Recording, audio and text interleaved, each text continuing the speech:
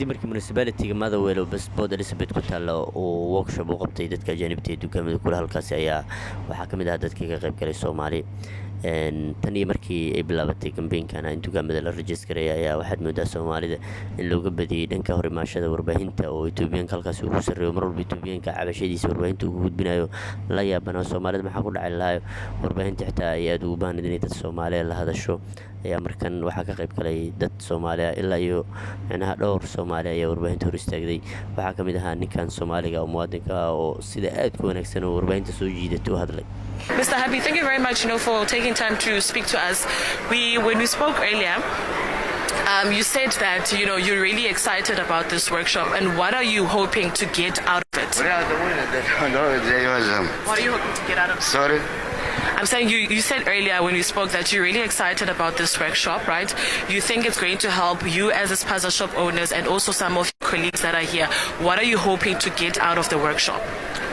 Really, as I told you, it will help us a lot because it's one of the requirements the government need from us. And that really, we didn't know where we can get workshop because we don't know where to go, who's going to come. And the government didn't tell us, go that place to get workshop and so and so. So that's the main thing we need really.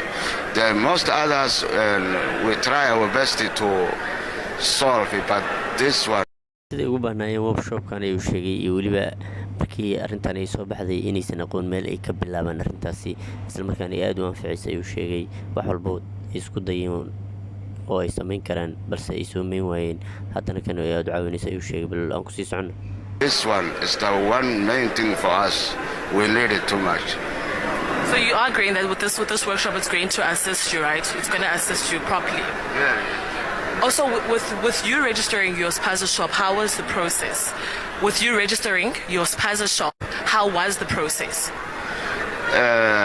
Really, the people are different. Some of them, it's easy for them because, for example, like me, a long time, I come here in South Africa in 1997, and I opened that spaza shop 2001. So, most of the people who are trading in locations, they are seniors and they know the way they do this, most of them. Although the time is too short according to what they say, most of the people, but they are trying their best. And nin 20 sano ka badan dukaan kula halkaas waaye si fiican wuxuu fahansan sida uu sheegay process-kan inuu si fiican u socdo uu sheegay wax walba wanaagsan in loo sameeyo uu sheegay aad ay warbaahintu soo jiidatay hadalkiisa nin macquul oo oday oo aad si wanaagsan u hadlay ayuu ahaa wayna ku wacnayd in qof Soomaali warbaahintu soo istaaga la arko aad ayuu uga sheekay xaqiiqatan luqadiisana aad ay u wanaagsaneyd.